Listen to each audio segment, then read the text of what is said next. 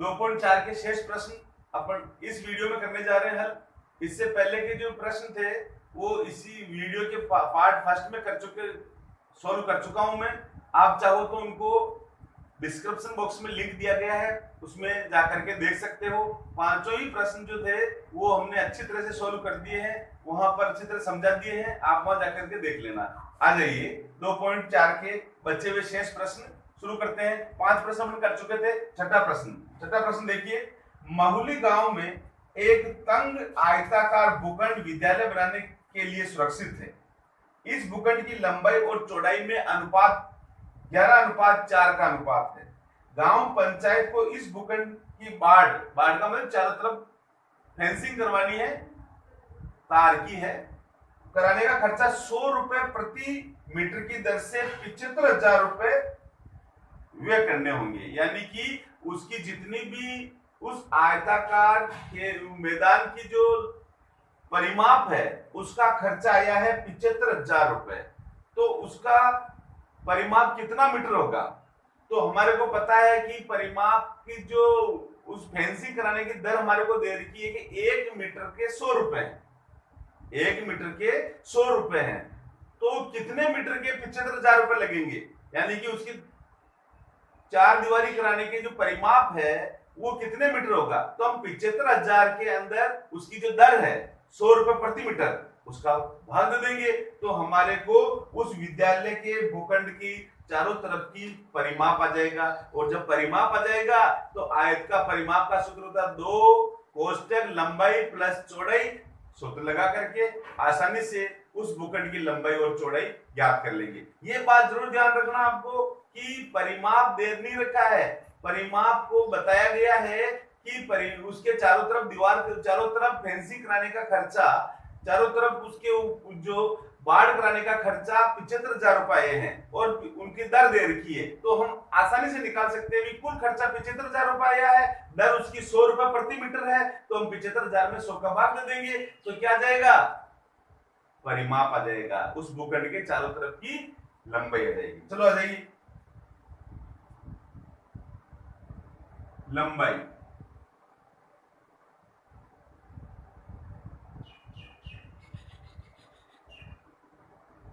चौड़ाई, स्कूल के प्रांगण की लंबाई और चौड़ाई में जो अनुपात दे रखा है 11:4 का, ये हमारे को अनुपात दे रखा है, ठीक है ना।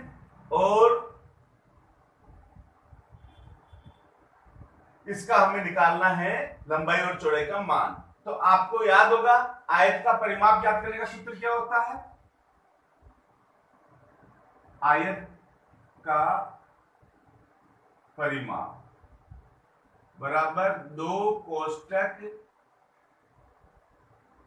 लंबाई प्लस चौड़ाई मीटर। ये हम अच्छी तरह से जानते हैं। तो मान लीजिए इनका जो लंबाई और चौड़ाई का जो अनुपात है 11:4 में है। तो देखिए 2 कोष्टक लंबाई क्या है 11x प्लस चौड़ाई को मान लेते हैं हम 4x। ये हमारा परिमाप आ गया, ठीक है ना। अब हमें परिमाप निकालना है। क्या करना है? परिमाप। तो मैं आपको पहले से बता चुका हूं कि हमारे को कुल खर्चा दे रखा है 75,000 रुपए का आया है 100 रुपए के भाव से, है ना। 100 रुपए की दर, 1 मीटर का जो बाढ़ कराने का खर्चा है 100 रुपए, तो 75,000 रुपए कितने मीटर के खर्चा हो गया? तो हम 75,000 में 100 का भाग दे देंगे। तो परिमाप निकालने के लिए हम क्या करेंगे? 75,000 बटा 100। कोई दिक्कत नहीं, ये आपके समीकरण के रूप में आ गया। तो देख लीजिए, क्रम बदल सकता हूं, मेरे पास तराजू पलड़े को मैं इधर कर सकता हूं, बाएं को दाएं की तरफ, दाएं को बाएं की तरफ। तो मैं इसको ऐसे लिख लेता हूं 2 11x और 4x कितने हो जाएंगे? 15x। ओके, इधर 2 शून्य से ये 2 शून्य कट गए, क्या बच गए? 750। ये समीकरण को मैंने थोड़ी सी आसान कर दी, सरल कर दी। चलिए 15 दूना 30x, ये आगे आपके 750। ओके, तो x इज इक्वल टू क्या होगा? 750 डिवाइड बाई 30। शून्य से शून्य, 3 1 जा 3, 3 2 जा 6, बच गया 1, 3 5 जा 50, यानी कि x का मान आ गया मेरे पास 25। ये रेशो में आया है, ठीक है ना। अब हमारे को लंबाई कितनी है 11x, लंबाई कितनी है 11x, 11:4 में है ना, तो हम इसको 11x अनुपात 4x, अनुपात कोई ना कोई कांस्टेंट है, इसके बीच में एक नियतांक है जिसको हमने x मान लिया है, ये ध्यान रखना है ना। 11:4 में है लंबाई और चौड़ाई का अनुपात, लेकिन इनमें एक अनुपात ऐसा है जो मतलब इन दोनों के बीच में एक संख्या ऐसी जो कांस्टेंट है, नियतांक है, तो उसको हमने x मान लिया, तो ये हो जाए 11x और 4x। तो अब देखिए लंबाई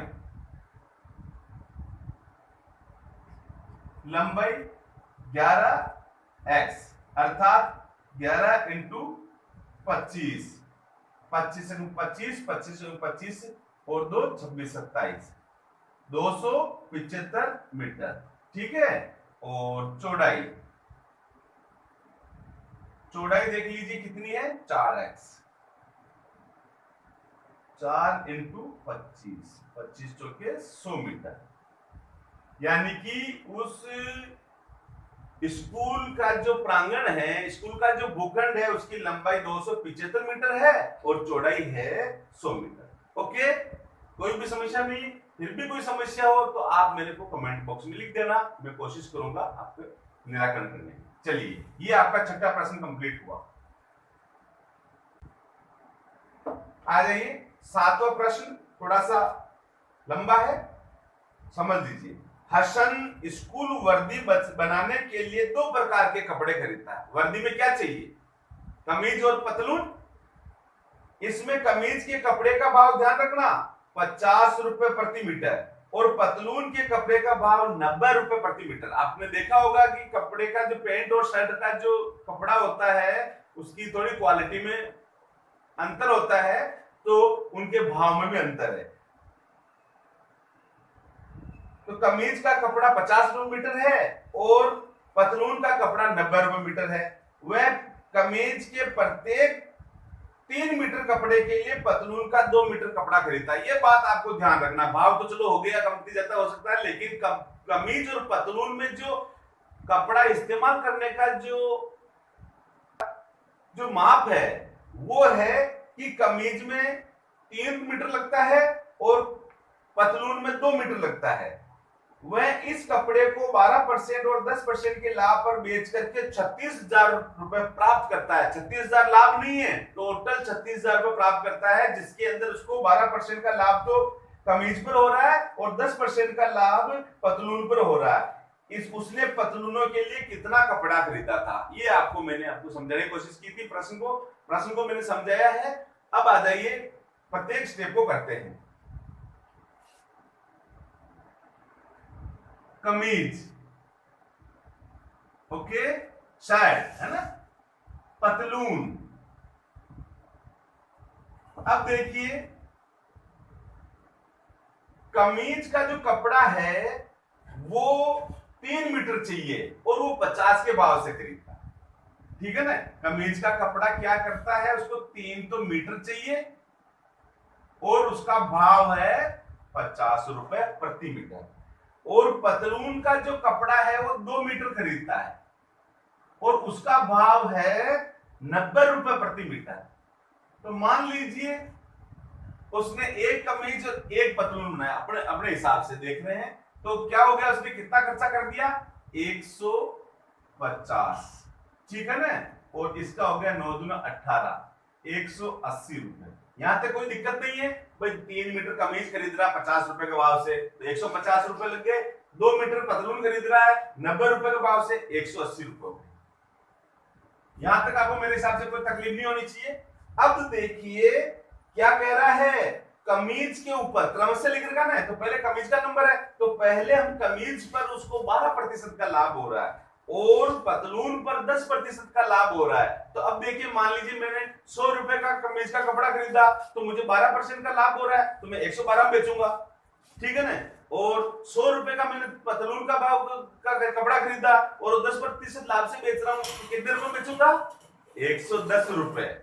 कितने बेचूंगा 110 रुपए में, यानी लाभ हो रहा है तो लाभ का प्रतिशत क्रय मूल्य में जुड़ जाएगा। अगर हानि हो रही है तो हानि का जो प्रतिशत है वो क्रय मूल्य से घट जाएगा, ये आपको ध्यान रखना। तो मैं 100 रुपए की चीज 112 बेचूंगा 12% के लाभ से, 100 रुपए की चीज 10% के लाभ से 110 में बेचूंगा। तो बस ये करना है, 150 का 12%, ठीक है, 180 का 10%, पतलून 10% के लाभ से और कमीज 12% के लाभ से। तो ये लाभ निकाल लेता हूं मैं, ठीक है ना, क्या निकाल लेता हूं, लाभ। और अगर आप इसको डायरेक्ट करना चाहो तो मैंने बताया 100 रुपए चीज कितने बेचेगा, 112 में, तो ये आ गया आपके 112, और ये कितने बेचेगा, 110 में। तो ये डायरेक्ट मूल्य निकल जाएंगे आपके। नहीं तो फिर बाद में आपको 150 का 12% निकालो तो इसमें 150 जोड़ना पड़ेगा। तो अपन क्या करते हैं कि कुल सेलिंग प्राइस निकाल लेते हैं, एसपीए, विक्रय मूल्य, है ना। तो विक्रय मूल्य क्या होगा, 150 का 112%, 180 का 110%। देख लीजिए कितने है, शून्य से शून्य, 2 के पारे से कट, अच्छा मैं आगे काट देता हूं, 150 इंटू 112/100, 180 इंटू 110/100। चलिए यहां पर नहीं काटते, यहां पर काटते हैं, 0 से 0, ठीक है ना, और 2 के पारे से कट रहे हैं, 2 पंजो 10, 2 पंजो 10, 2 छिक्की 12, फिर 5 के पारे से कट रहे, 5 में 5, 5 दिए 15, ठीक है ना। तो इनको मल्टीप्लाई कर लीजिए, 6 के 18 के 8, हासिल का 1, 3 पंजो 15 और 1 16, आगे ना, 3 छंग 18, 3 पंजो 15, 1 16। इनको काट लीजिए, इस शून्य से ये शून्य, इस शून्य से ये शून्य, ठीक है, 18 एकम 18, 18 19, 118। ये आ गया आपके सेलिंग प्राइस, है ना, विक्रय मूल्य। कोई दिक्कत नहीं, डायरेक्ट हमें जितना लाभ हो रहा है उतना निकाल लिया। 12% लाभ हो रहा तो 112%, और 10% लाभ हो रहा था 110%। ये आपके सेलिंग प्राइस आ गए, विक्रय मूल्य आ गए। चलिए यहां तक आपको कोई दिक्कत नहीं है। अब ये कह रहा है कि इस प्रकार बेचने से उसको टोटल 36,600 रुपए प्राप्त हुए, है ना। तो अब देखिए क्या करेंगे, 168 x plus 198 x is equal to 36,600, 36,600। इनको जोड़ लीजिए, 8 8 16 और 1 10 6 16, 1 और 1 2 और 1 हासिल का 3, 366 x इज इक्वल टू 36,600। तो x इज इक्वल टू क्या हो जाएगा, 36,600 बटेवा 366, ठीक है, 366 एकम 366, 366 एकम 366। तो क्या आ गया, x का मान आ गया हमारे पास 100, x का मान क्या आ गया, 100। अब ये पूछ रहा है उसने पतलून के लिए कितना रुपया, कितना कपड़ा खरीदा, सॉरी पतलून के लिए 2 मीटर, है ना, तो 2 अनुपात में खरीदता है, 3:2 में खरीदता है। दोनों को कितने कितने अनुपात में खरीदता है, 3:2 में। तो देखिए हम निकाल लेते हैं पतलून,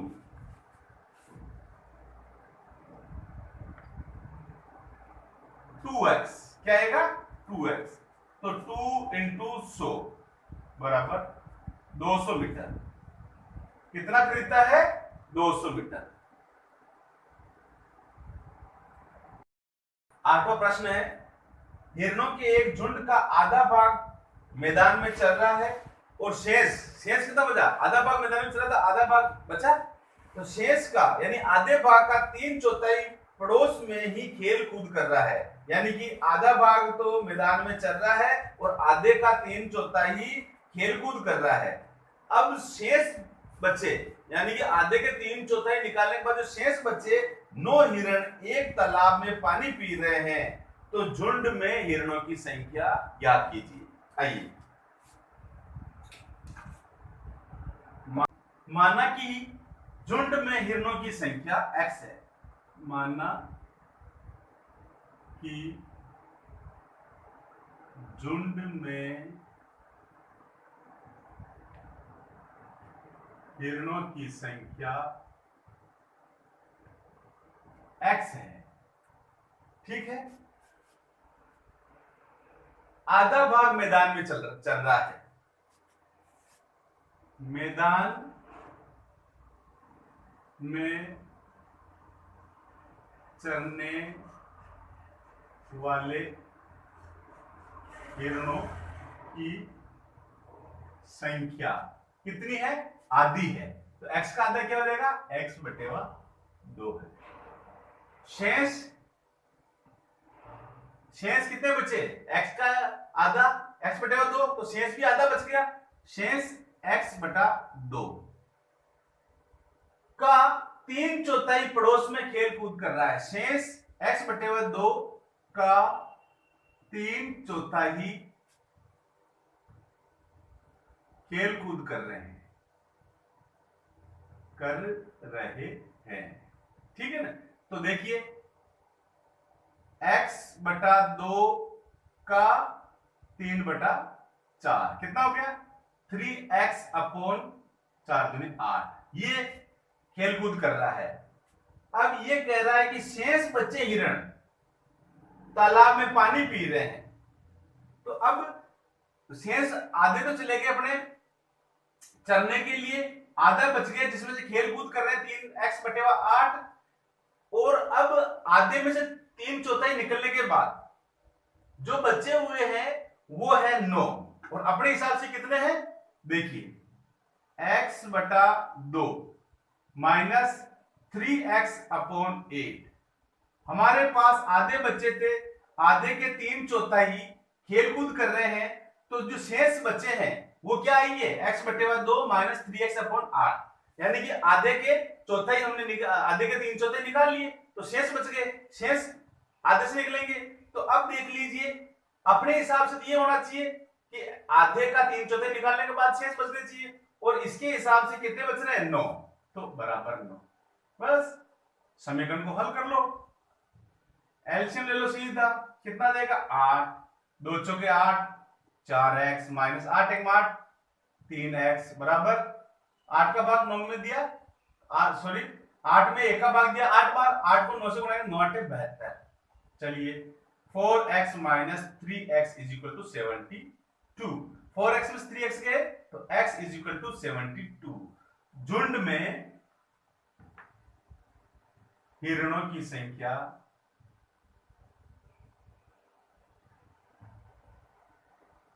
कितनी है? 72।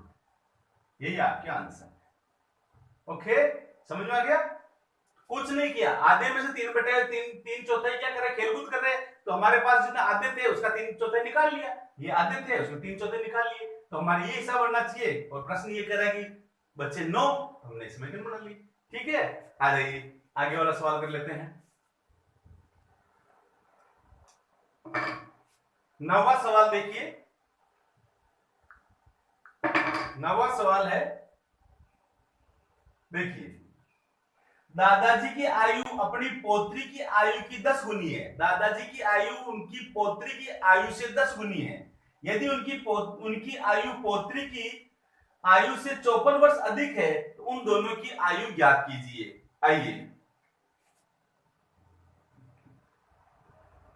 दादाजी और पोत्री। दादाजी की आयु पोत्री की आयु से 10 गुनी है, यानी कि दादाजी की आयु पोत्री से के ऊपर आश्रित है। तो माना कि पोत्री की आयु x है, तो दादाजी कितनी हो जाएगी? 10x। ओके, लड़की 1 साल की है तो दादाजी मान ली 10 साल के। लड़की 10 साल की है तो दादाजी कितने साल के? 10 गुणे 10 के 10 गुना 100 साल के हो जाएंगे, है ना। तो हमने पोत्री की आयु x मानी, तो पोत्री से दादाजी 10 गुना ज्यादा बड़े हैं तो 10x आ गई। अब यदि उनकी आयु पोत्री की आयु से 54 वर्ष अधिक है, अगर दादाजी की आयु में से पोत्री की आयु निकाले तो वो कितनी ज्यादा है? 54 वर्ष ज्यादा है। तो प्रश्नानुसार क्या बन जाएगा? देखिए 10x minus x is equal to 54। ये जो उम्र है उनसे लड़की पोत्री की आयु से 54 वर्ष अधिक है। तो देखिए 10 समीकरण बन गई। 10x में से कितने गए? x गए, तो 9x इज इक्वल टू 54। तो x इज इक्वल टू क्या आ जाएगा? 54 अपॉन 9, तो x इज इक्वल टू 9 9 9 6 54, 6, यानी कि पौत्री की आयु 6 वर्ष है। दादाजी की कितनी है? 10 गुनी, यानी कि 10x इज इक्वल टू 10 गुणा 6 बराबर 60 वर्ष। ये उत्तर हो गए। ठीक है, चलिए लास्ट सवाल इस प्रश्नावली का।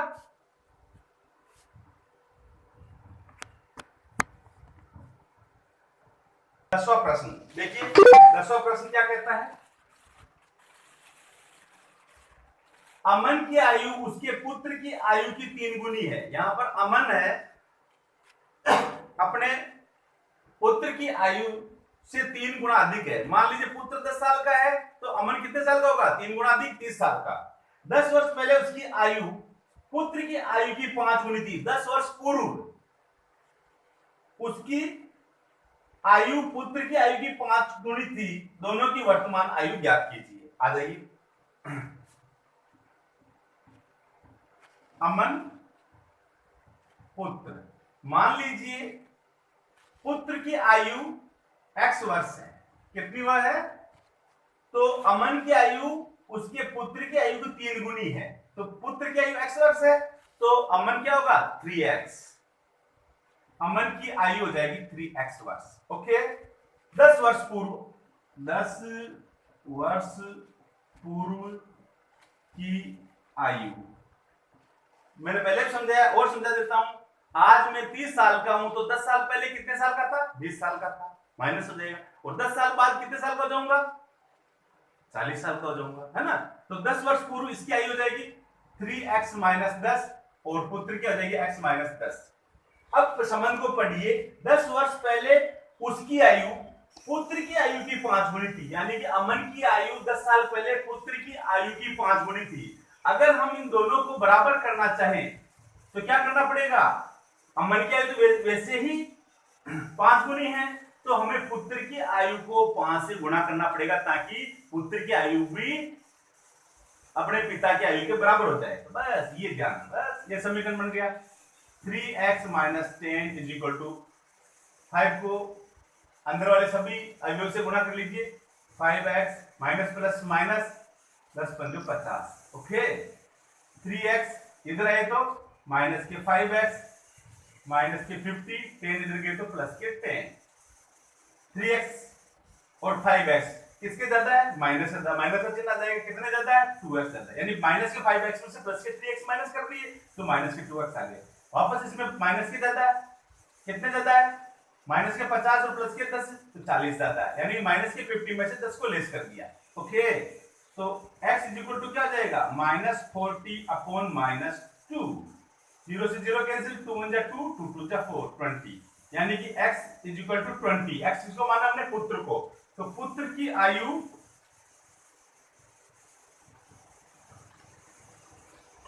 20 वर्ष, पिता की आयु कितनी है?